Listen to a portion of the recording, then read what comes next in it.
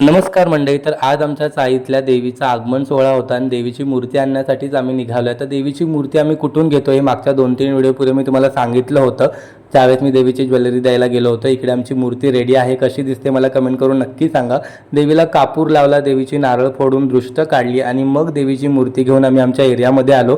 तिकडून मात्र देवीची मिरवणूक सुरू होणार होती आणि आमची मिरवणूक अगदी पारंपरिक पद्धतीने होती. इकडे प्रियंका आणि ज्योती दोघीही मस्त नऊवारी घालून नाचत होत्या आणि आज मम्मीने सुद्धा नऊवारी साडी घातली होती. तुम्हाला दिसेलच व्हिडिओमध्ये. हे बघा इकडे तुम्हाला दिसेल कुठेतरी. कशी दिसते मम्मी मला कमेंट करून नक्की सांगा. अगदी टाळ मृदुंगाच्या तालात आगमन सोहळा पार पडला आणि मला माहिती आहे की तुम्हाला प्रश्न पडलाय की मी जॉब का सोडला आणि पुढे मी काय करणार आहे ते. तर हे सगळं डिटेलमध्ये मी तुम्हाला पुढच्या 1-2 व्हिडिओमध्ये सांगेलच. तोपर्यंत मात्र आपण नवरात्रीचा हा उत्सव छान एन्जॉय करूया.